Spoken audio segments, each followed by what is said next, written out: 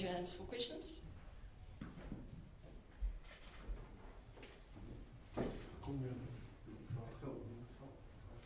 Hey Gay, question for you, Damian de Allende.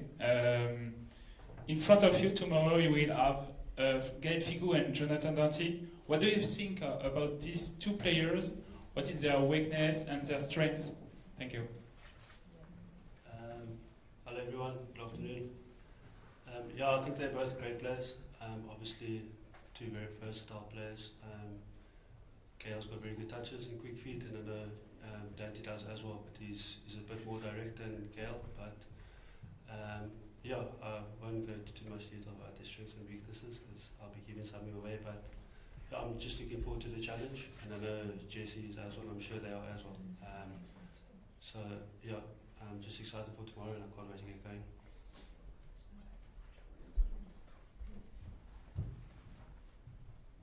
Morning guys, Damian Willemse. We know the French, there's spoken about a lot, the French have got a massive kicking game. I think we just heard they kicked 44 times or 40 odd times against New Zealand.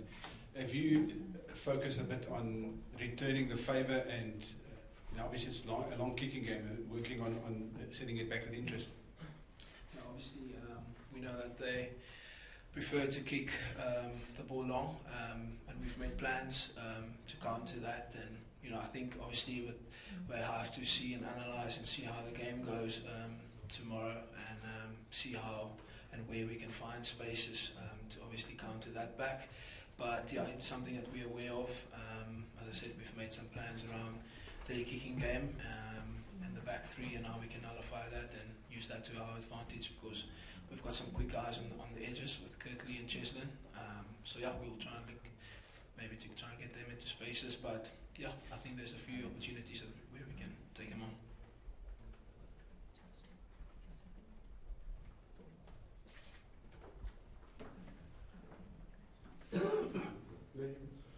Is that a challenge you relish? I mean, the fact that you're going to have so much ball to deal with, and it's a little bit unusual. Is it extra motivation, extra potential enjoyment for tomorrow's game? Yeah, I think obviously having more possession means that we'll probably need to get out of our half a bit more, and that's why I say hence we have a few plans that we trying to implement tomorrow.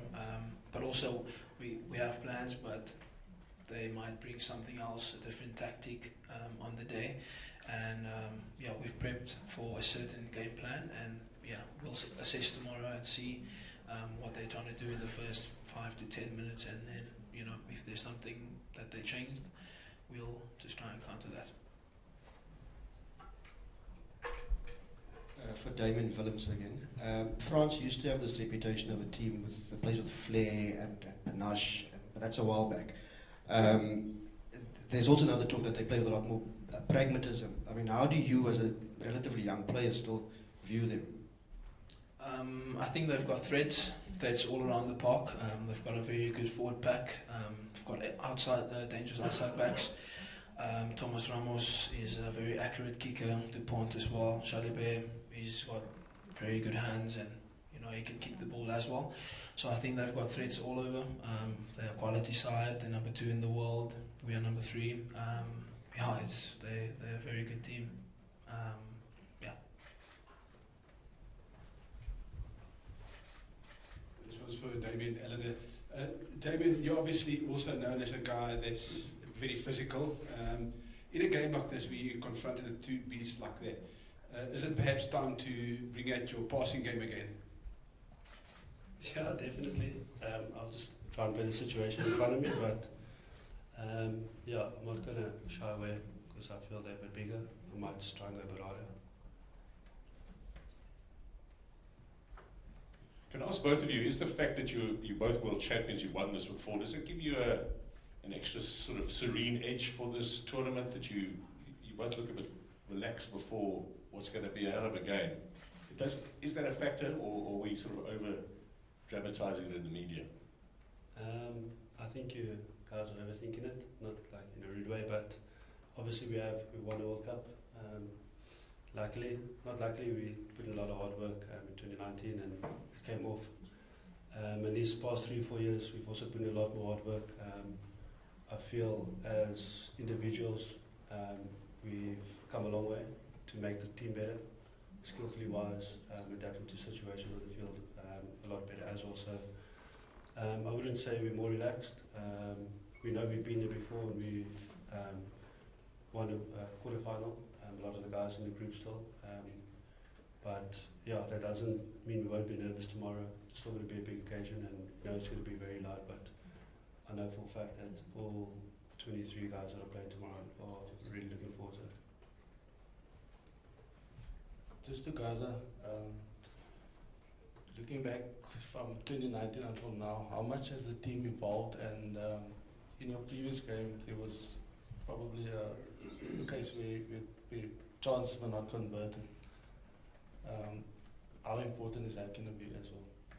Yeah, I think obviously looking back to 2019, everyone's 4 years older, and yeah, as you said, I think us as a team, as a coaching staff, management, everyone together, we've all developed. We've developed our game, and as I said, everyone's 4 years older.